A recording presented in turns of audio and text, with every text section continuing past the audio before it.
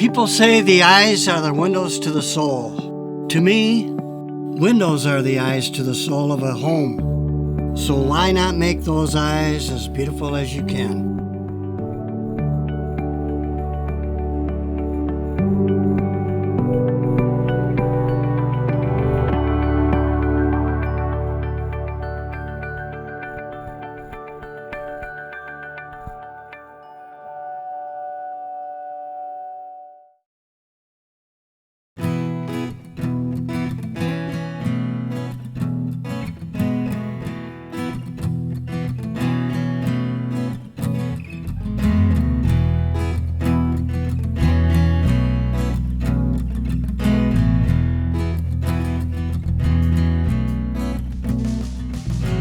My name is Donny Burton.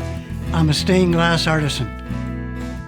I think I first got interested in stained glass when I was a young kid. My parents used to drive us to Algonac, and we used to come by through Marine City on the way home, and we'd get the light at the corner where the red brick church is with the beautiful stained glass windows. I remember looking out the window and just realizing how beautiful the stained glass windows in this church were. And when I reflect back now, that was instrumental, I think, in me getting into stained glass. I learned glass work from trial and error, and I would reach out and look at magazines. I'd go to art shows and meet other stained glass artists. I just stayed with it, and I worked long, hard hours every day to get going. But I have all my patterns from day one, and I remember by the sixth piece I did, I was there. And everything after that point was pretty cool. And I got there, and I kept that pace going, and somehow have kept that pace going pretty much my whole life. Glasswork, you're very, very limited to what you can pull off, because you can't get a lot of detail in glasswork unless you're a painter. And I have a painter, Ann Brady Baxter, that does all my painting in Grosse Pointe. And she makes me look real good when I do a lot of these painted windows, because I do all the glasswork. She does the painting, and I get all the glory. But I try to tell everybody of her name, and she's awesome. You have to make a drawing, and you start with a graphic drawing of the piece and the size of the piece. Some people call it a cartoon. Take the cartoon and pick the glass that you want to use, and or hand bevel glass. Sizing is very important, and probably one of the hardest things to do when you're starting, because there's different lead sizes and obstacles to getting a window to fit perfectly and not be too tight. If a window's too tight, it causes stress, and eventually it bows out. You pick all the colors and the bevels and cut jewels, and you start to cut glass and lay them out on the pattern.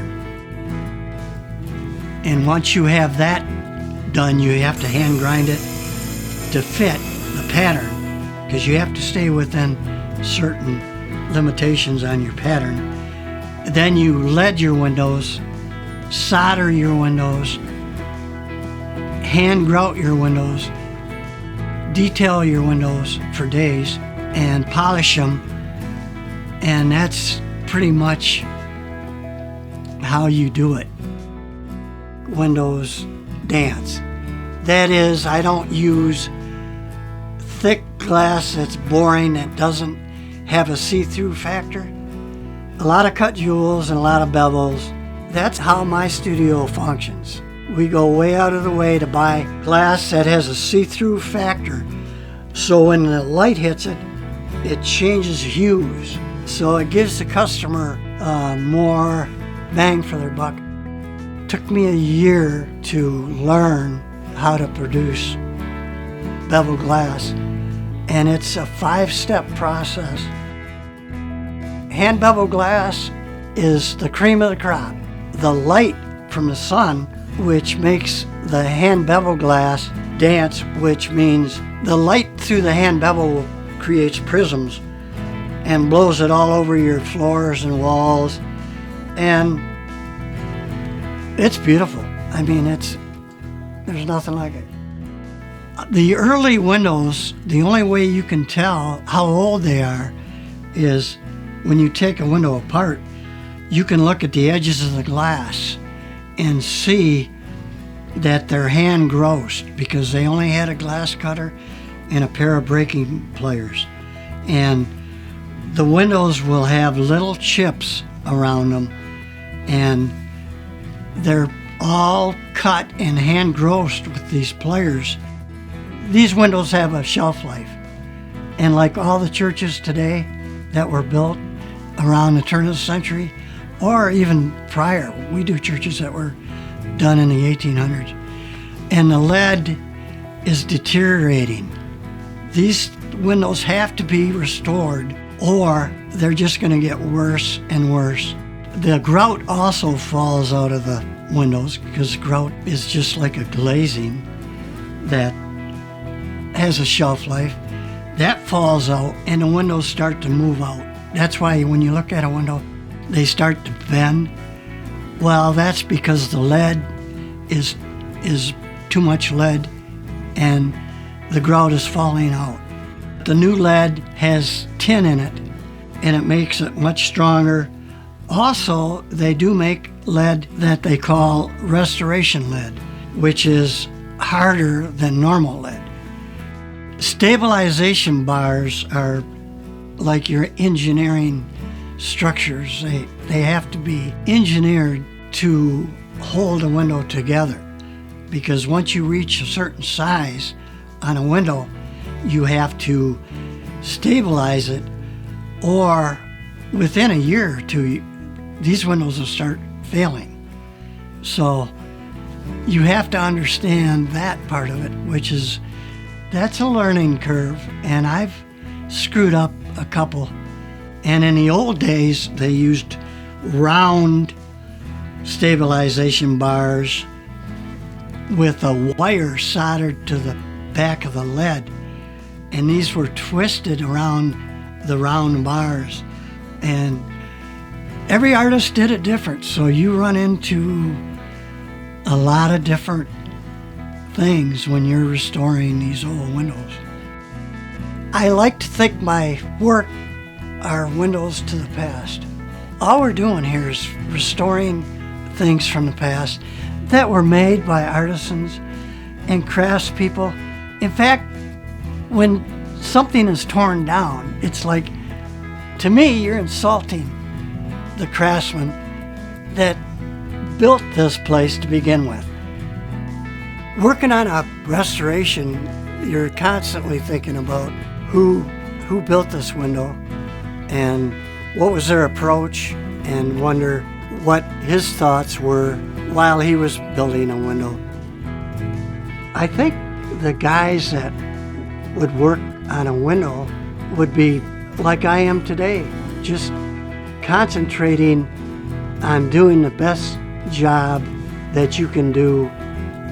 Everything that man makes, there's a presence that you can't explain, but we're drawn to buildings and architecture. Me, I'm drawn to the glass that adorns these buildings.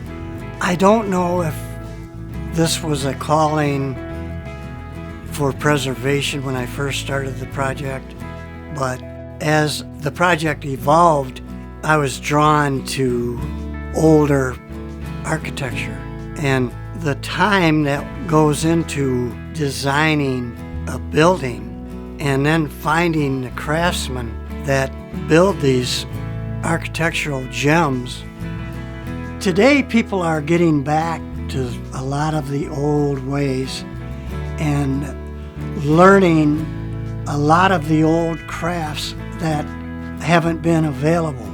And I love this because it's young people have a chance to be involved in a lifetime experience of making things by your hands, and as time goes on, you become better at what you're doing.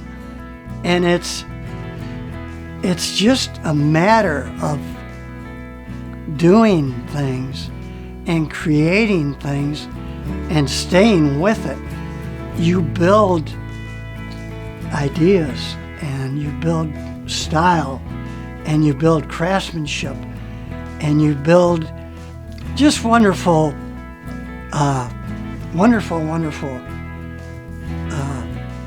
relationships with people. To buy glass today, everybody's gone out of business. There's very few companies left where you can go and buy glass. I've bought 9 studios and brought them here. I've got a lot of glass, but I still need to buy glass.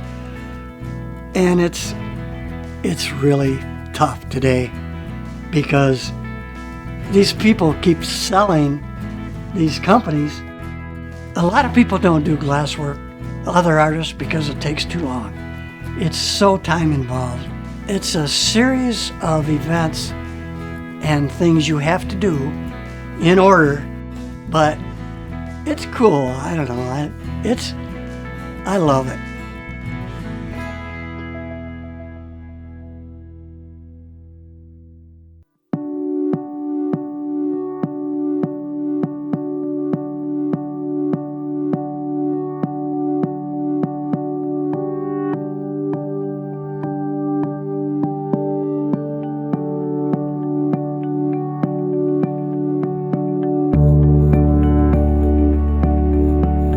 Thank you.